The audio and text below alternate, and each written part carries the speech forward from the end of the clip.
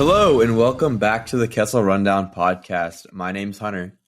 Hunter, be careful not to choke on your aspirations. What's up? Director. What's up, man? We're fresh off the heels Ethan, of seeing Rogue One. Yeah, that's Ethan.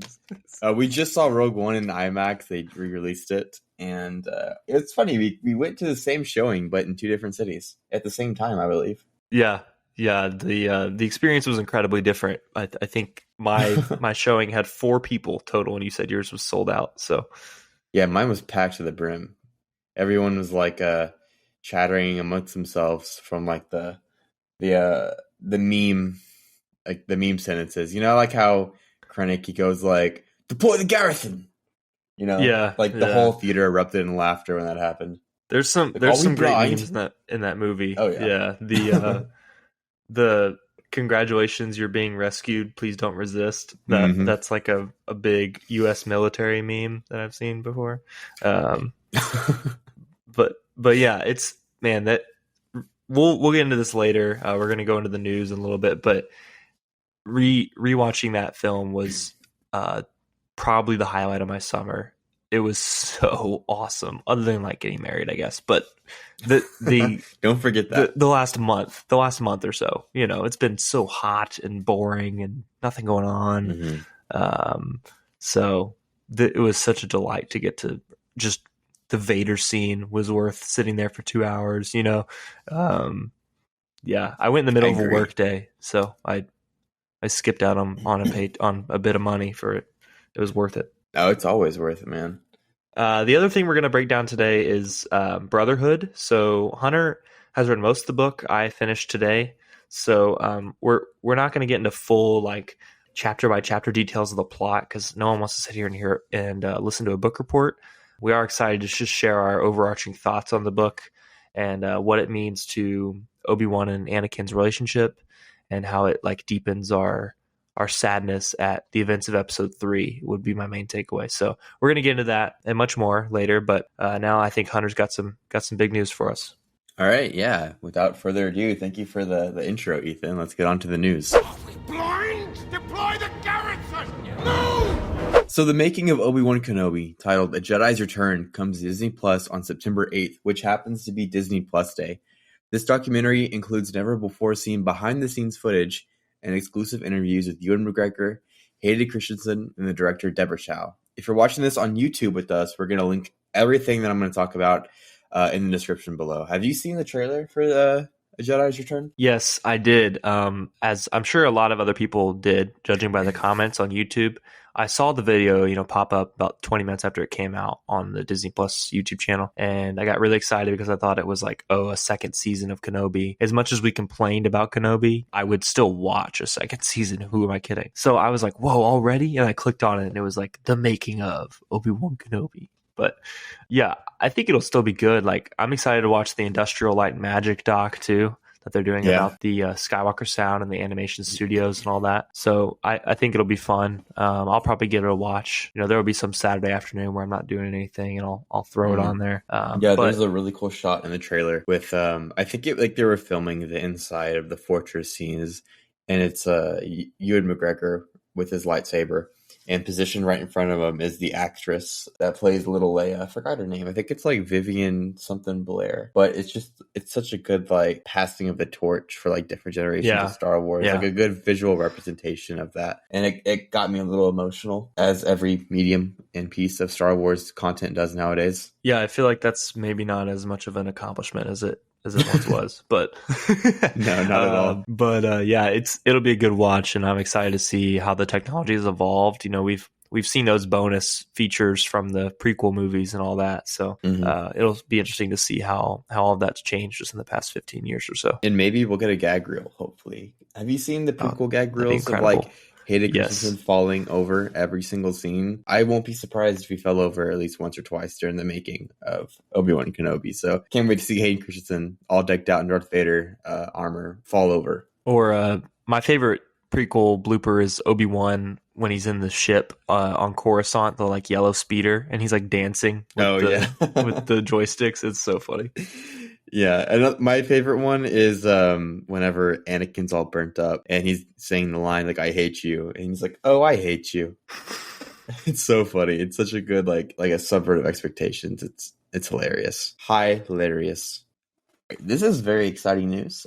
I don't know if you heard about this, but we're getting 2 books next year set in the world of the Jedi video games. And I guess it's in preparation of the release of Jedi Survivor. The first novel, titled Jedi Battle Scars, takes place in the 5-year gap between Fallen Order and Survivor. Like the games, it's going to follow Cal Kestis and the crew of the Mantis, possibly on a new mission which will tie into Survivor. The release date for Battle Scars is surprisingly right around the corner. It's on March 7th, 2023. And the second book really confirms the rumors of when we can expect Jedi Survivor to release. Star Wars The Art of Jedi Survivor hits shelves May 2nd, 2023. Typically, the Art of books for games releases after the game, so I won't spoil plot points. The Art of Jedi Fallen Order released only 4 days after the first game did, and a possible release date could be revealed like on September 9th at D23's Game Showcase.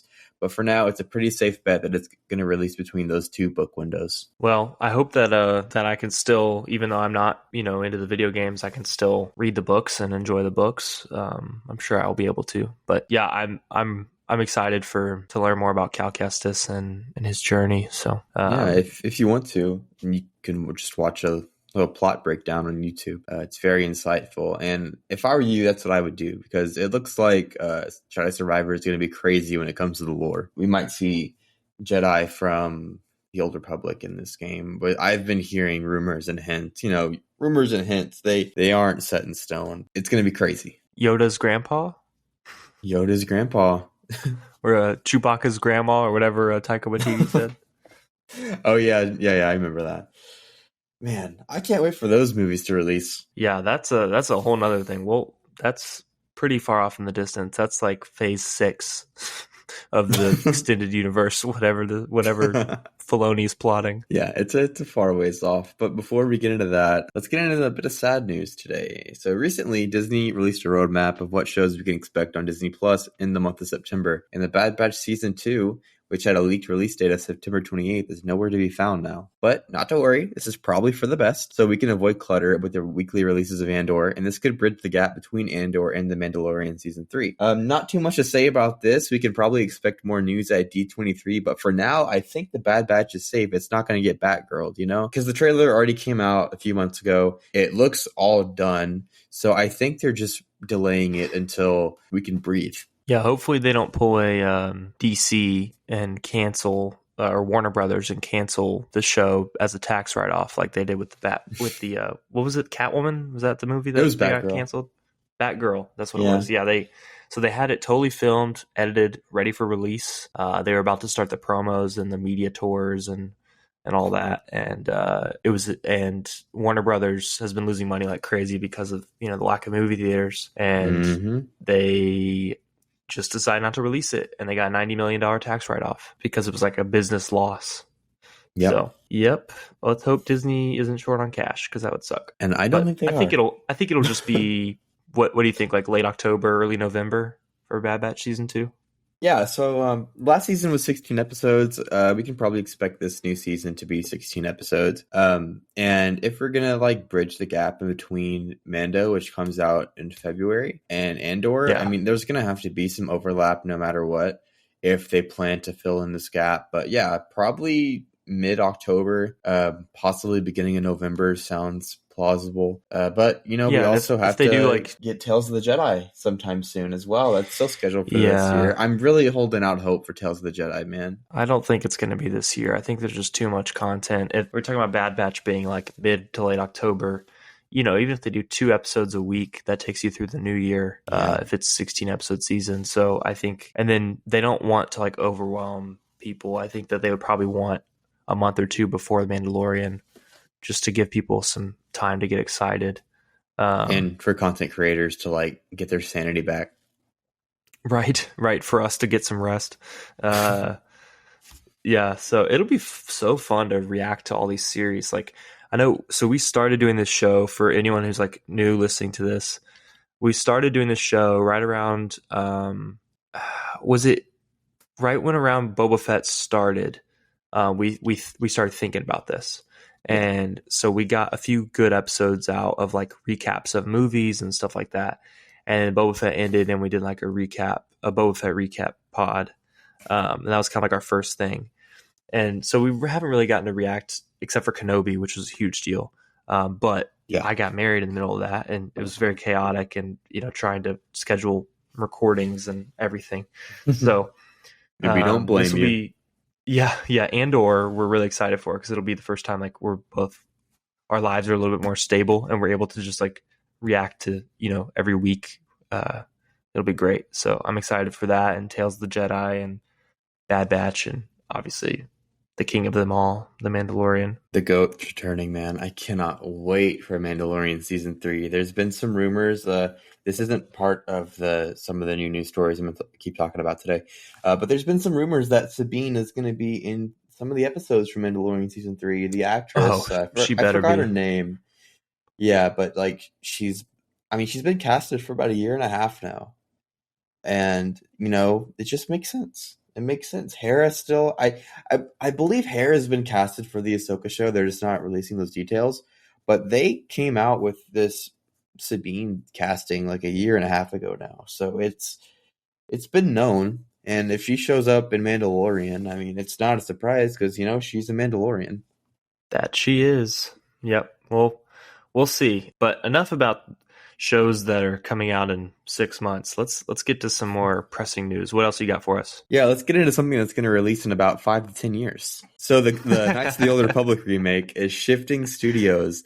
Last month, we learned that Knights of the Old Republic remake was to be put on hold indefinitely after showcasing of the current state of the game was shown to representatives of Sony and Disney, which they canned it because they didn't like how it looked. But we have some good news now, as we learned that Saber Interactive have taken the project from the cold, dead hands of Asper Media. Saber Interactive has a much greater degree of experience in working with bigger titles, such as the World War Z game and the Evil Dead game. A new expected release date is 2025-2026. It's been floating around. It's not confirmed, but that's been the whispers. And I'm glad they're taking this time on their game. It's only one of the best-selling role-playing games of all time. Yep, I have nothing of substance to add to this conversation because of my lack of experience with these video games. I don't know. I'm excited for you once you're 32 years old to be able to come back to this. Yeah, I just think it's so important, man, because you can play Knights of the Old Republic right now, but for someone who's so used to like the mechanics and graphics of games nowadays, it's so hard to get into an older game and kind of immerse yourself. So I'm hoping like this remake will bring in new fans, possibly even you, because the story is amazing, and if it's being brought in and being made by Lucasfilm, it's probably going to be canon. So it's just a huge piece of canon that's available, and it should look good and feel good and play good. And like I said, it's going to bring so many more newcomers to this great story that so many people have experienced. Yeah, who knows? I might, by the time it comes out, I might have kids or something, and they can help me. They can help me figure out how to play it. That's a scary thought. Yeah, could be a while. But yeah, is that the last bit of news we got? Should we move on to? We got one more. We got one more. It's a little bittersweet. So there was a recent interview with John Boyega, and he revealed that he is not likely to return to Star Wars. Not surprising. But I'll explain more about it. So John Boyega has indicated that he currently has no plans to return to the Star Wars franchise, though he fully expects Finn's stories to be told in other mediums, such as like shows, animation, books like that. And Boyega also took a moment to acknowledge Disney and Lucasfilm's efforts to address online racism, a vast improvement in the years since his experience with it. A quote from John Boyega said, "At this point, I'm good. I think Finn is at a good confirmation point where you can just enjoy him in other things, the games, the animation, but I feel like the sequel trilogy was just good for me." One thing that John Boyega has praised Lucasfilm for is their efforts to protect their talent after the trilogy's completion. While he was subject of an unexpected and ferocious campaign of online racism following the confirmation that his character, a renegade stormtrooper, and Black would be one of the leads of The Force Awakens, Disney and Lucasfilm seemed unprepared to handle this problem and did little to nothing to protect him from it, to the point where Boyega had to leave social media for several years. Another quote from John Boyega. "So Moses Ingram being protected makes me feel protected. Do you understand what I'm saying? It makes me feel like, okay, cool, I'm not the elephant in the room anymore. Because when I started, it wasn't really a conversation you could bring up. You just went through it. It was kind of like, let's just be silent and get through it. But now to see how blatant it is, to see Ewan McGregor come up and support Moses Ingram, we need to support our Black clients. It's fantastic. So if you're watching on YouTube, a link to all these stories and articles will be in the description below. But yeah, that's the news today. John Boyega kind of praising Lucasfilm and Disney about how they're handling things nowadays. I think that's really good. Disney did him dirty with everything that's been happening. Yeah, I'm glad he can move on. I feel bad for how that all played out for him. His career is going great. He's working. I believe I saw that he's doing a series with the BBC about like British policing in the 60s and like inner city London and stuff like that. And so he's making like a bunch of like TV specials that are, BBC TV specials are basically movies, right?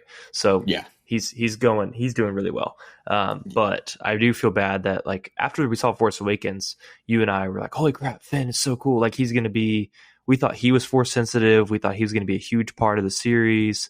We thought like he was going to be, the hero, that he and Rey might have a love story. We had all these ideas and everyone was excited, and it felt like Disney caved to like the quiet minority or the loud minority of fans that were like screaming like, this isn't Star Wars, like being super racist. And they like wrote him out of the story, basically. Like he got a terrible arc in Last Jedi, and then he's like barely part of Rise of Skywalker. He's like, it was just really disappointing to see the development of his character literally go backward.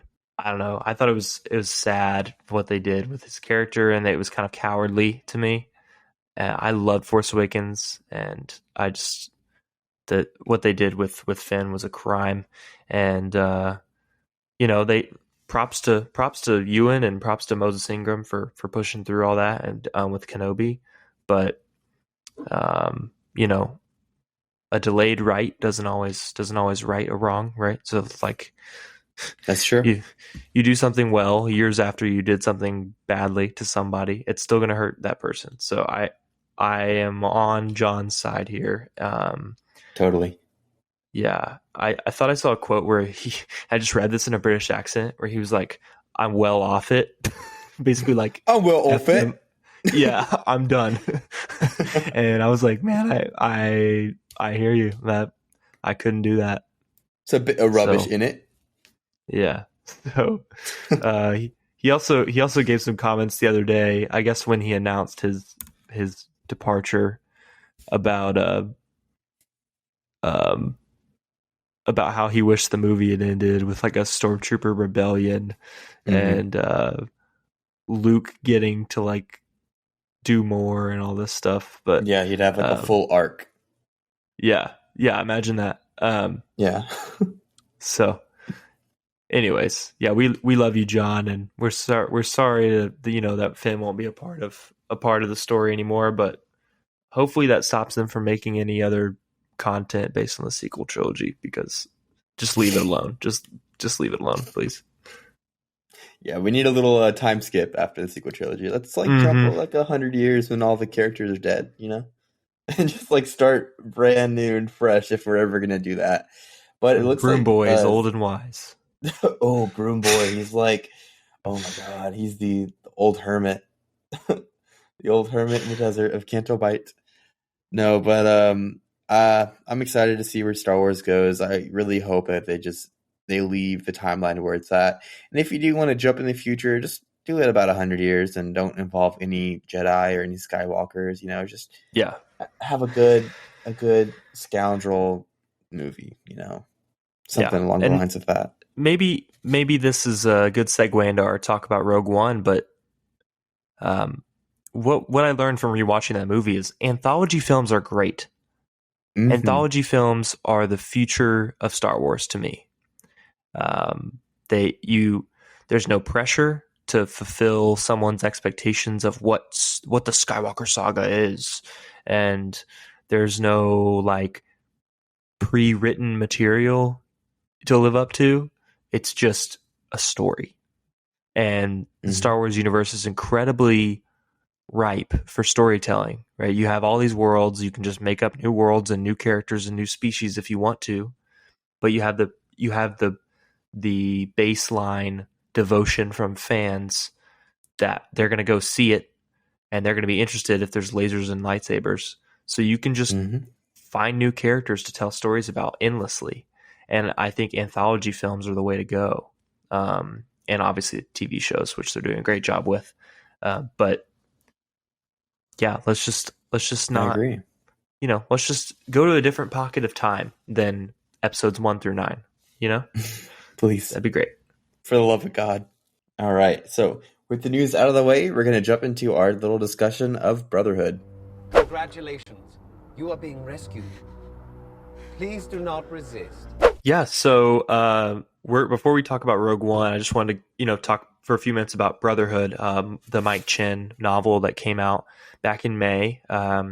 We were both able to buy it pretty quickly, but we didn't really get to read it too much until recently. Just lots of stuff going on. But I finished it today. Hunter is about halfway through, but we're gonna stay mostly spoiler free for the the actual plot of the book.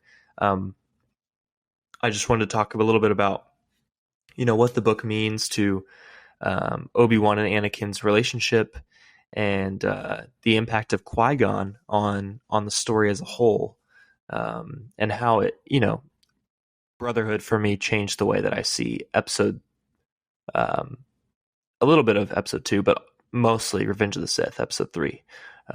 Changed the way that I empathize with Anakin and fleshes out his emotions during that time. So what did you think of the book, and what were your thoughts coming out of those first chunk of chapters, and especially the ones about Padme? Yeah, so like you said, I only got through like half of the book. I think I stopped where, like I said, we're going to keep it spoiler free, but I got to the part where Obi-Wan meets up with, I guess I'm going to spoil a little bit, meets up with Asajj Ventress for the first time ever. That's where I kind of like put the book down and never picked it back up, just, because I got so busy. But for the short chapters and like the short amount of time that I read, I loved it. We were talking a little bit before the podcast about Brotherhood, and you mentioned Qui-Gon Jinn. He's not even in the book, but he's mentioned so much, and it just shows like how like unprepared Obi-Wan was to take on this monumental task of training Anakin. He constantly goes back to Qui-Gon's teachings, and even Anakin does too. And Anakin only knew Qui-Gon for like 4 days, and boom, father figure. Well, it doesn't take much. Yeah, it doesn't take much for Anakin to get attached. I know. Speaking of attachment with Anakin, those first few chapters with Padme, man, they got freaky in the back of his speeder. Which, good on my boy Anakin, using that mechanical hand for some good. Oh my. So the book it's not graphic, I wouldn't say. I feel like this could be in a high school library and it'd be fine. But like it does kind of like, obviously it insinuates like they're married, like they have sex. You know what I mean? It's pretty like open about that, but it doesn't explicitly say it. It's more like if you're over the age of 15, you can figure out what's happening. But yeah, Anakin, I think the book more than anything shows Anakin's depth of feelings and his ability to feel so passionately. And like he loves Padme, like with all of his heart. He really does love Obi-Wan, but he's confused about, should he view Obi-Wan as a father figure? Should he view him as a friend? Should he try and one up him? He loves Qui-Gon, but Qui-Gon's been gone for 10 years at this point. And I think he's confused about the war, and he's so passionate and he believes in Palpatine so much. It's almost like he's blinded by his own yearning to fix everything, right? Yeah, like he has so many emotions just like flowing through his mind right now, and he has to keep them suppressed. So, of course, it's going to be chaotic for him. There's such a good part of the book that is my favorite part. It's whenever Anakin is running off after a meeting and he runs into Padme in the temple, and they explain it like how like since the Clone Wars, it's like senators have been back and forth the Jedi Temple, so he just happens to run into Padme, and he has to suppress this, and Obi-Wan sees this from a distance, and he sees like the lingering touches that each other like they give to each other, and it's so it's on the tip of just like if Obi-Wan, like if Anakin confided in Obi-Wan, man, it'd be such a different story. And it's just because of the Jedi dogma, the Jedi ways. I think it's brilliant. That whole scene, how Mike Chen wrote that, was brilliant. Yeah. And I when we were watching Kenobi, the series, there's a lot of blame that gets put on Obi-Wan's shoulders.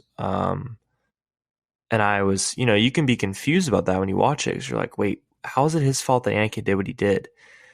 Then you read books like this, you watch the prequels closely, watch Clone Wars season 7, and you're like, he had every opportunity to step in and be like, Anakin, I see that you and Padme are like together, and I just want to say like I'm happy for you. I think that's all Anakin needed as validation. Yeah.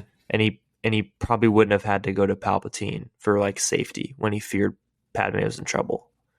Because in Revenge of the Sith, like he doesn't go to Obi-Wan because he doesn't know if he can trust him, and it's so heartbreaking to see that Obi-Wan like knew, right? You watch Clone Wars, like he knew, and Clone Wars kind of jokes about it a little bit, but like this was like Obi-Wan is so thrown. He's like, wow, I didn't realize that they were this close, but like there must be something there, and then he thinks about Satine, and man, as you get later on in the book, the passages about Satine are so good. So good. I can't wait. Now that we're talking about it, I probably am going to pick it up this week and finish it this week.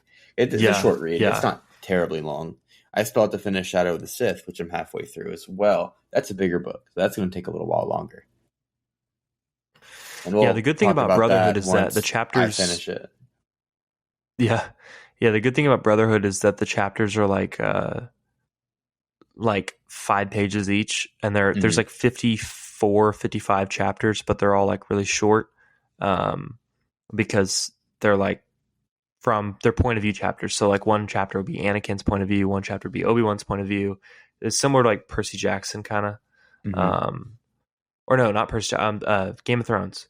Like if you read the Song of Ice and Fire books, true. They it'll be like Eddard chapter 1, or like Sansa chapter 1. And so this flips back and forth. So you get to see Obi-Wan and Anakin's relationship playing out in real time. And like Anakin sees Obi-Wan say something like diplomatic, and he's like, wow, he's so wise, but he should fight more. And then Obi-Wan sees Anakin do something like rash, and he's like, man, Anakin needs to slow down. And it's just like, it's so cool to see their dynamic play out in real time. Yeah, that whole, like what you're talking about, is shown front and center at the very beginning of the novel when they're at the knighting ceremony for Anakin, and we see Anakin's thoughts on Obi-Wan at the ceremony, and then Autumn like flips to Obi-Wan's thoughts on Anakin right whenever the Chancellor comes in, and so it's like, yo, there's been a bombing, we need to go ahead and take care of that. Yeah. Also, I'm not too far into the book, but we get a POV of a KOTOR Nemodian assassin guard. I'm not too sure. I like that we're branching out from Jedi and like going on like the common folk and seeing how the war is affecting them on their front. Yeah, that's really what this book is about. So the book is set just generally in between the end of episode 2, Attack of the Clones, and the beginning of the TV show, The Clone Wars. Like that, literally that's like 2 weeks of time. This is set at a very narrow area of the canon. It's the official declaration of war has happened, and they're looking at Dooku amassing separatist forces and the Trade Federation stuck in the middle, and then Newt Gunray just wreaking havoc. That's all the background. And the Jedi are being increasingly like pulled into action, and we see in the book like the first time that they meet the clones, or not the first time they meet the clones, but like they're being told that they're generals now, and like They're all the Padawans are being knighted early. They don't have to go through the trials. Anakin never had to go through the trials. Like they're all become Jedi Knights automatically so that they can join the war. And like they're encouraging the young Padawans and even the younglings to be like war minded, and they're teaching changes from like Jedi dogma to like this is how you win a war. And so that's like kind of the background of it, and all of them are struggling with like what are the Jedi, you know, if we're supposed to be generals, that's not who we are. And Anakin is struggling with it as well. And it's such a good book. And yeah, I think Geonosis as like a traumatic event for the Jedi is such an interesting way to look at it. Like the opening of this book, this isn't spoil anything. It's just like the setting for the book. It's like a week after Geonosis happens, after they escape and after, you know, hundreds of Jedi die. Right. And so it's like this traumatic thing. Like there's a force out there of these droids commanded by a former Jedi and Count Dooku that are like threatening our way of life. And just to watch them grapple with that, it's a really interesting amount of time, you know, this 2-week span before Clone Wars starts and Ahsoka enters the picture and all that. So it's cool. Yeah. So you have me really excited to finish the book now. So good job. Thank you. It runs in my blood. My mother was an English teacher. Yeah. So you got the vernacular down pretty heavy. Yeah, so that was our little review of Brotherhood. I expect to talk more about it later on when I finished it, and we can fully dive into all the themes and the motifs and all that about it. But, you know, without further ado, let's get into Rogue One. Okay, so Ethan and I are, like we said earlier, fresh off the heels of seeing Rogue One in IMAX yesterday. Like I said earlier, we saw it around the same time of day, but we saw it in two completely different cities with two very different experiences. I saw it in a packed theater. Ethan saw it in a not-so-packed theater. Yeah, with an elderly couple in front of me and no one else, pretty much. You know, elderly people know what's up, man. I go to matinees a lot, and if I see an old person in the theater with me, I know that movie's going to hit hard. I remember I went with a mutual friend to go see like Bucky. We went to go see 1917. We saw it at like 10 in the morning. And what a movie. The theater was full of old people, and we looked at each other and we're like, this is going to be the best movie of the year. and it was, man. Yeah. It was. I mean, those people look like they could have fought in World War I. Oh my gosh. Like they were that old. And when you see an old person, you just know that like you're gonna get what you paid for. And we did with Rogue One. It always delivers. It's the movie that keeps on delivering. No matter how many times you see it, it still makes me cry twice every time in the same spots of the movie. I tell myself I'm not gonna cry this time. I'm gonna power through it, and then I still cry, and I still lose my breath watching that Vader scene at the very end. Yeah. Yeah, that scene is incredible. And I literally, so I was by myself, you know, I was above everyone else in the theater. So luckily I was able to fist bump and like dance around whenever Vader came out. I was like, yes, let's go.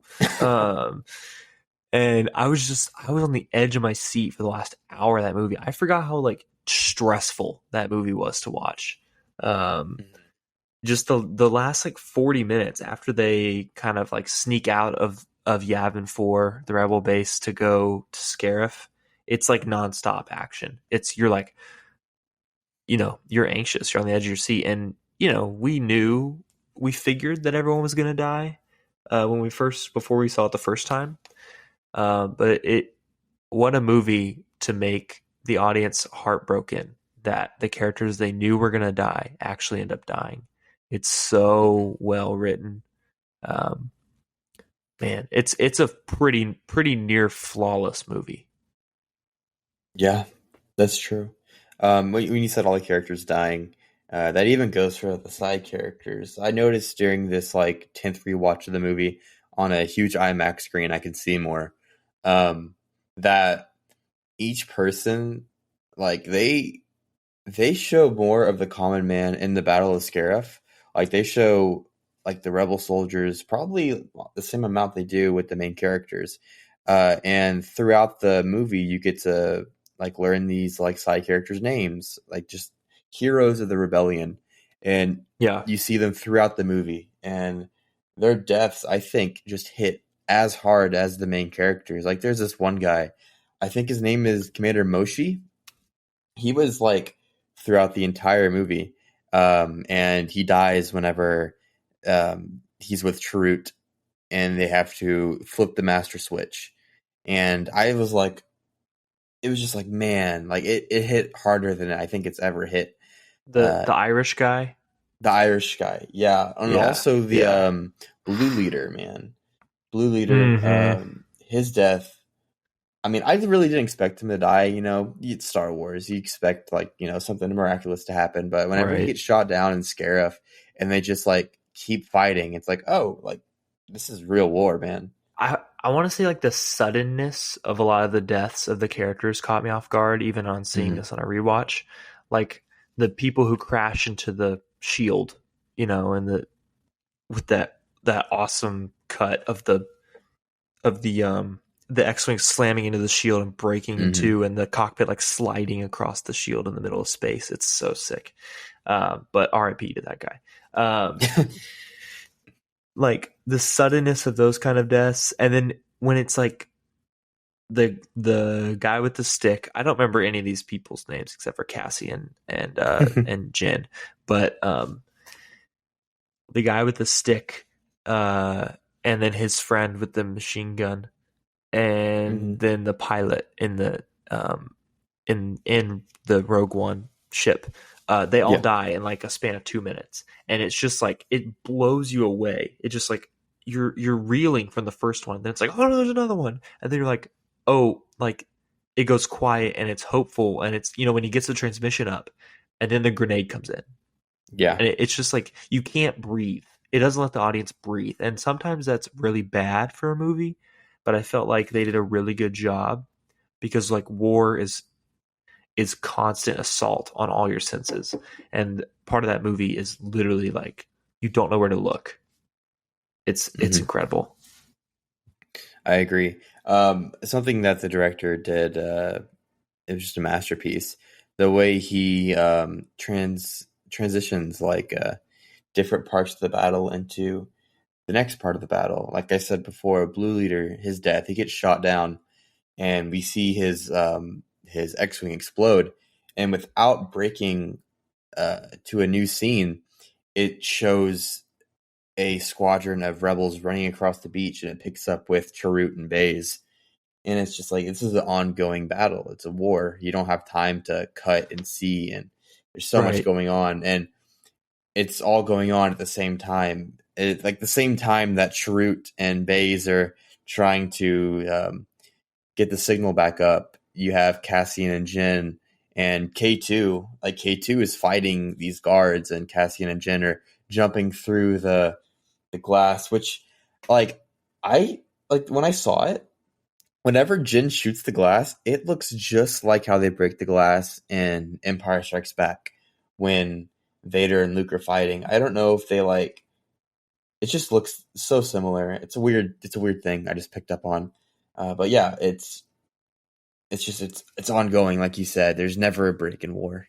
Yeah, I really like the continual like onslaught of the final act of the movie. And it's there's the emotional component of I don't know.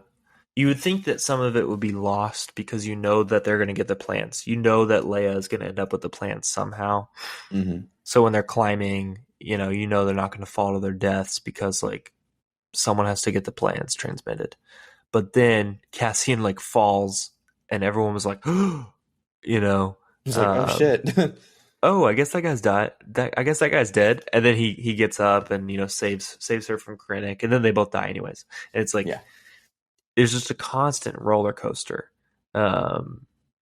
And man, I emotionally, for me, the first 60% of the movie is way more emotional, but the last like 40% is like I'm on the edge of my seat. this is so awesome. I don't care how hard I have to pee. I'm staying in this seat and I'm watching this movie. And then like you get rewarded with that feeling whenever Vader shows up and he turns off his freaking breath, like what gives him breath so that he can hide in the dark for a couple seconds. And then he turns on his lightsaber and starts breathing again. And then he just slashes everyone. And it's like the most epic, like, I don't know. I remember being in the theater with you, just be like, oh my God, like everyone's like freaking out. It was oh, what a moment. Yeah, it's one of the best moments of like my theater going experience that I've ever had. Just the disbelief. So I know your theater wasn't packed, and you know there probably weren't a big group of lore heads, you know, in it. But throughout the movie, all the Easter eggs, like whenever someone would say something like obsolete and like minuscule to the plot, but it was just like a little Easter egg, my theater would like erupt and like chatter and like, oh my God. There's that moment. I don't know if you caught it, but there's a moment after the rebels all are gathering and deciding to battle on Scarif. Jin walks out, and on the intercom, they're like, General Syndulla to blank, blank, blank, wherever. And like all around the theater, it was like, Syndulla, Hera Syndulla. And it was so cool. It was so cool to be like around fans, like I said to you, that have seen this movie 10 or more times and know this movie in and out, know the lines. It's such a weird experience to see a movie that everyone else in the movie theater has seen. And it's just like these guys, everybody in this theater took time out of their day on a Friday at noon just to watch a Star Wars movie that they've seen thousands of times. It's such a special moment. Yeah, that's how it was for me watching Phantom Menace in 3D when they released that. Probably, I don't know, 10 years ago. Maybe it was the 15th anniversary, so like 2014. But they, it was like same thing, like AMC theaters only or whatever. And it was 3D, and that was packed, and it was like everyone was so excited, and everyone was like laughing at Jar Jar and like reading, like saying the lines, like the iconic lines, you know, along with them. Now this is pod racing. I was like, yeah. And yeah, so I wish I got to experience that for Rogue One, but it was funny because the elderly couple in front of me, I like to believe that they've seen this movie a bunch of times, but they were like, yeah, I was at one of those theaters where you can get like meals, not like a fancy theater, but like you can get like a meal like up front and then bring it into the theater. And they had like a pizza like in front of them or something, like nachos, like something like more elaborate than my popcorn. And they're just sitting there just chewing away. And then like K2 says something and they just bust out laughing. And I was like giggling. And it was like, that's what I want my life to be like when I'm 75 years old. But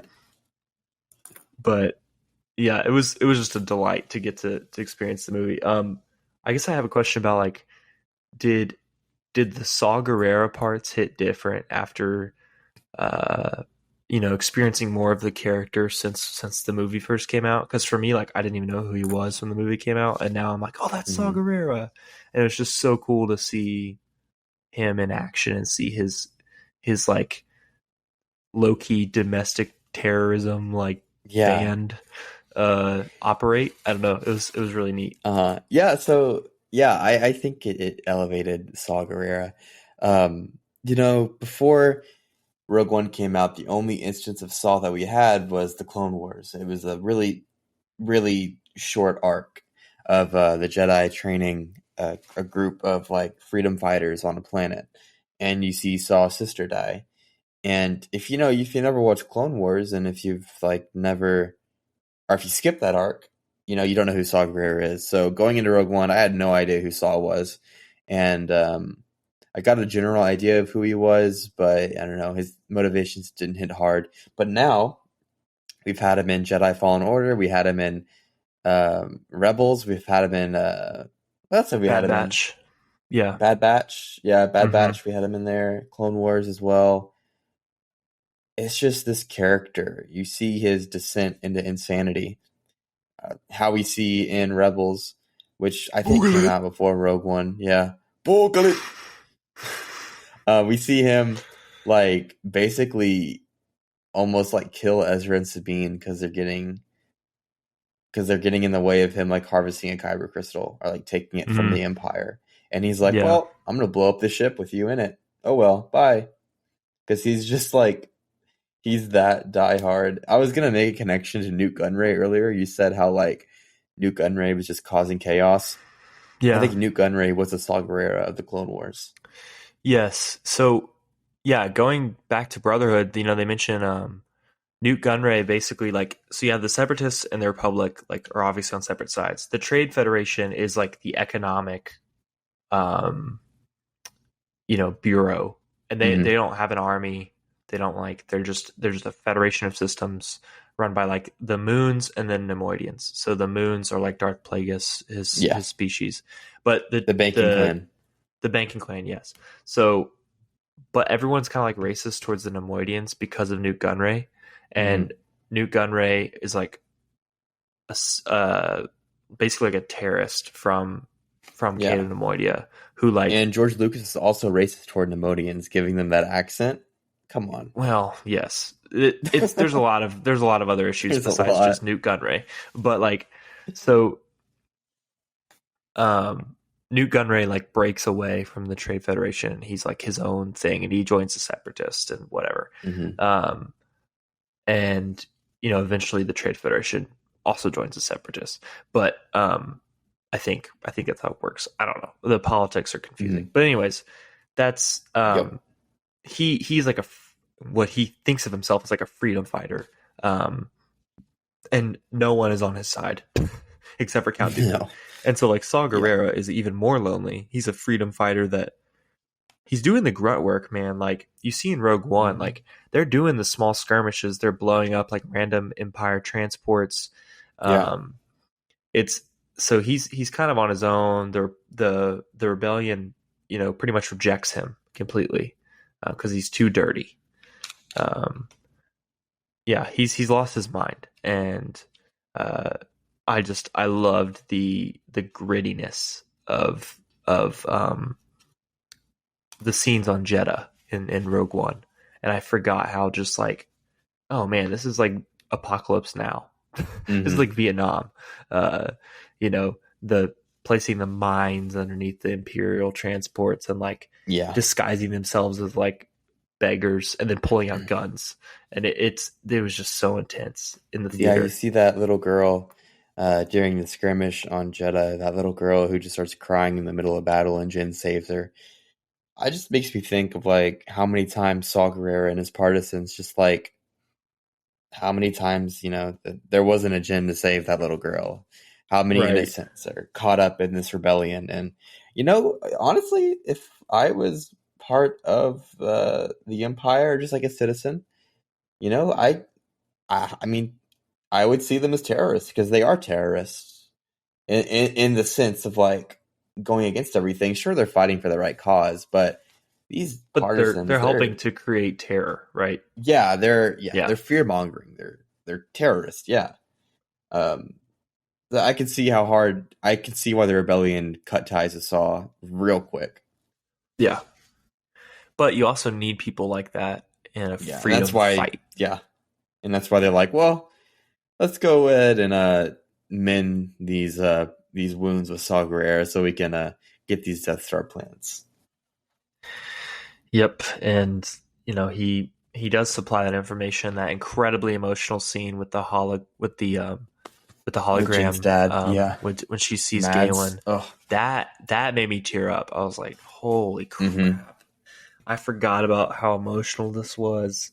It was so good. I love that whole that how he takes off his inhaler and he just stands there against the wind and he's like, I'm gonna get real English teacher right now. I'm gonna do some comparisons, but I just love how Saw's breathing apparatus, it sounds like Darth Vader until the end, so it tells you where Saw kind of lies in the good and bad fight. He's right in the middle. He sounds like Vader, but he doesn't look like Vader. He looks like a like a regular rebel. It's really cool how they do that. Another thing, at the end of the day, Saul's a rebel and he just wants to be free of the Empire. That like line of like, save the rebellion, save the dream, and then he just dies. It's like, oh, it's so good. It's so impactful. Yeah. Man, you care not for the cause. You want to see Empire flags fly up and down this galaxy, and then she's like, "It's not much of a problem if you don't look up." And he's like, "Really? That's your solution?" Yeah, he's so disappointed in her in that moment. But man, I love the character. I'm excited to like dive more into it as we get like Bad Batch and stuff like that, and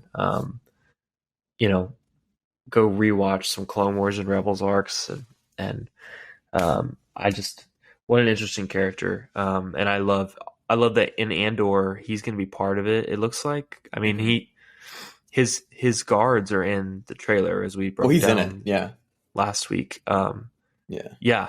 So we might get to see Booglet again. So Booglet, be fun.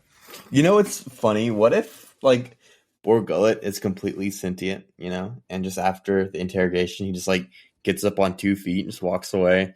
Just has a conversation with Saul. And was like, yeah, like that was just a show or whatever. Like it's just like, I don't know. It's trying to break the tension. But one character we can dive more into is Cassian.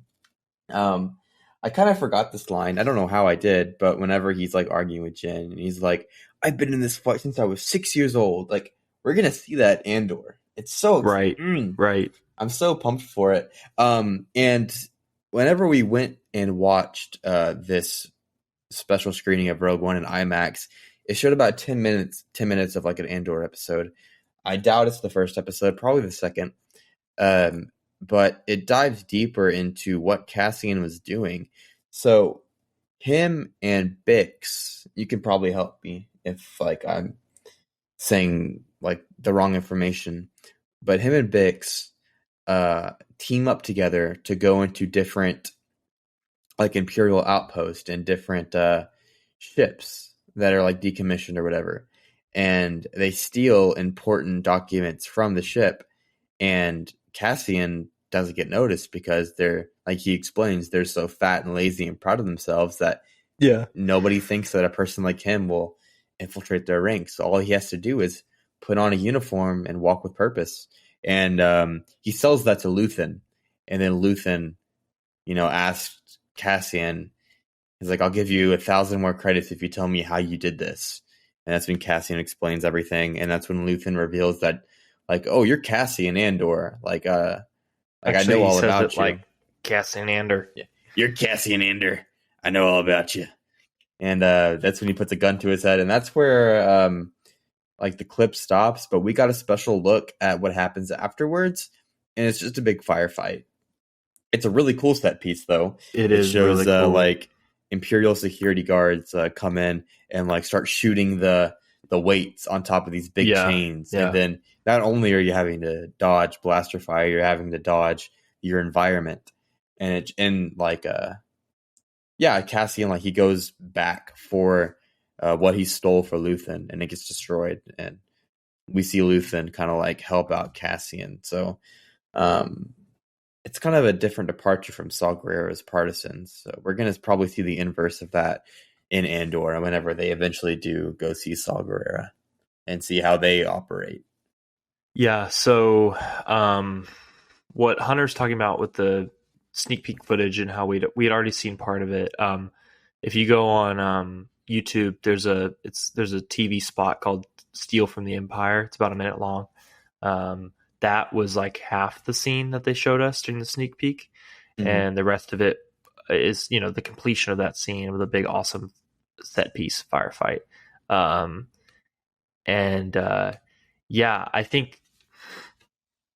I think I'm really excited to see like we're gonna see the meeting of like two different sides of Disney. So I think what Kenobi and Mandalorian and Boba Fett did really well with using the vertical, or what is that what it's called? The volume. Yeah, you got the V right. Yeah. is having those like special effects. They can do a lot more with special effects. The problem was that they used too much special effect. Here we're going to get like real landscape shots and real like set design, but we're also going to get the special effects. Like they're not just going to abandon their awesome technological ability. And so I'm really excited to see stuff like that, like these clocks, or they weren't clocks. They were like these like chain weights that are like falling all around and being raised up, almost like a game. And like Luthen is like shooting them out and making them fall on town guards. And so you see all that magic that they're going to be able to do with the special effects. But you're also going to get to see like sick, like Scottish Highland shots that we saw in the trailer. It's going to be a best of both worlds. Yeah, I love watching the volume, but there's just something special about filming on location, and we're going to see a lot of that in Andor. Is there any thing else you want to talk about Rogue One? Any other characters you want to dive into? Shoot, man, Krennic. I guess we can talk about the Krennic, and then Vader. Krennic. Vader in the lair. You know, that's the first time we've seen his castle on Mustafar in live action. We get to see a little bit more in Kenobi, but man, I remember just being stunned that was happening. We saw it in the trailer. We knew it was going to happen, but just being wowed because I hadn't read any of the comics. I didn't even know what the castle was. You had to explain to me in whispered tones, "That's his castle on Mustafar," like in the middle of the movie. But man, it was so neat to see it now that I have like more full understanding of it. And really heartbreaking that he put his fortress in the place of his greatest pain, and Palpatine like encouraged that. And we've talked about that before, but yeah.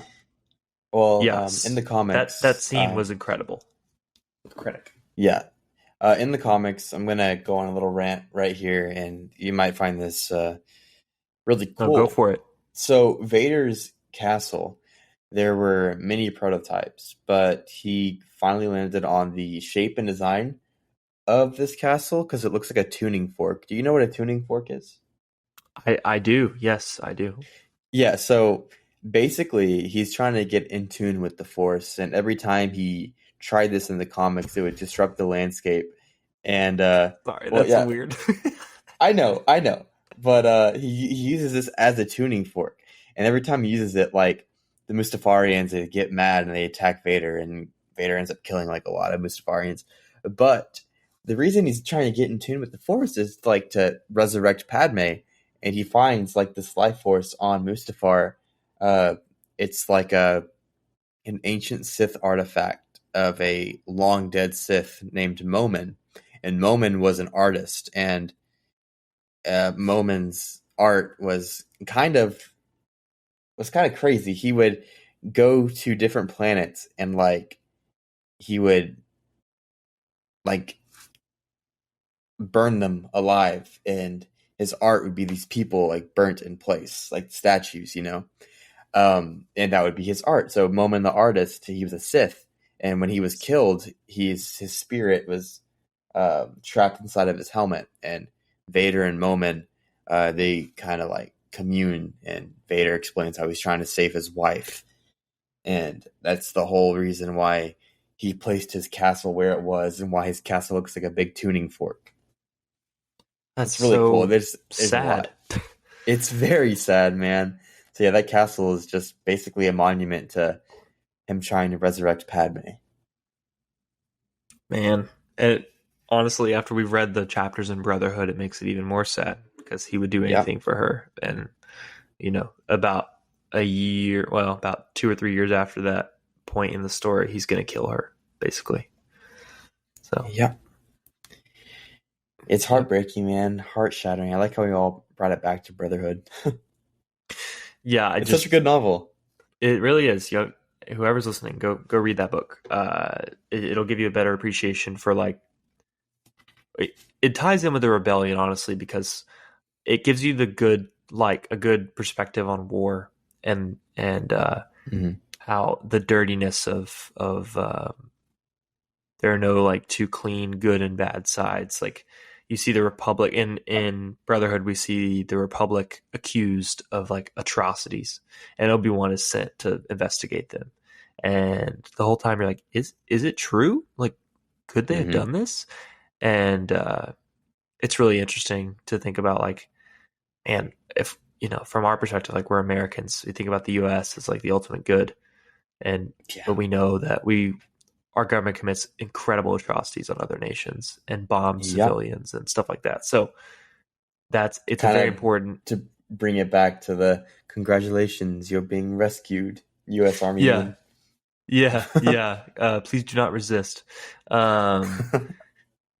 Yeah, and then in Andor and Rogue One, it's like the rebellion's a dirty business, man. Like, Cassian murders an informant at the very beginning of the movie. And I was like, I forgot that happened. I was blown away. I was like, man, and Cassian Andor just like, this guy told him like all this stuff about a secret weapon, about the Death Star, and we got to get these plans. And Cassian's like, okay, well, let's run. And he's like, well, I can't. I'm injured. He just shoots him. Yeah. And it's like, he becomes less heartless with the movie, but like, yeah, you got to play dirty to win this war against the Empire, because the Empire's going to play dirty.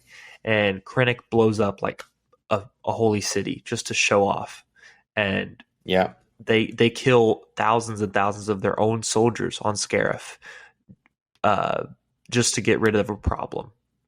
And so they don't have any qualms about morality and the sad truth of the Star Wars universe, at least. And I think in the real world, there's probably some different conversations, but the sad truth is you have to put your morality aside to win a war. And it's incredibly hard to recognize that. But I think Star Wars does a beautiful job of conveying the realities of that. And man, I love Rogue One so much. We're going to see Cassian fight with his morality throughout Andor. That's a really good segue into Andor and the future of Star Wars. Let's get that mentality of Rose, saving the ones we love. Let's get that out of our minds. Let's throw that in the gutter, in the ditch. Let's put our morality aside and let's win a war. Let's defeat the Empire. Yeah. Well, on that note, that probably about wraps up our episode today. Yeah, we're about an hour and 10 right now, so we're hitting that wall. We'll be back, in the coming weeks. I'm gonna read Catalyst, the Rogue One prequel, by James Luceno, who, in my opinion, is the best Star Wars writer. So I'm gonna get to that, and we'll have some discussions leading up to Andor about maybe some more things that come out about it, or what we have to expect. And then it'll be September 21st coming up soon. We'll get to jump into the first few episodes. So I hope you're ready. Okay, well, until then, we're gonna probably cover just a few Star Wars news and stories, and we'll find some topics to talk about. But about a month out, and it's gonna get crazy for us in this next month coming up. I think it's gonna be a wild ride from September to basically the end of Mandalorian season 3. So probably like April, May. So strap in. Thanks for sticking with us. If you're new, please subscribe. If you're listening to us on Spotify, listen again. It always helps. We have a Twitter. I think it's just Kessel Rundown. If you want to go ahead and follow us on there, we post updates, stupid live quote tweets about funny stuff that we see in the Star Wars world. But other than that, this has been the Kessel Rundown Podcast. I've been Hunter. And I'm Ethan. We'll see you next time. May the Force be with you.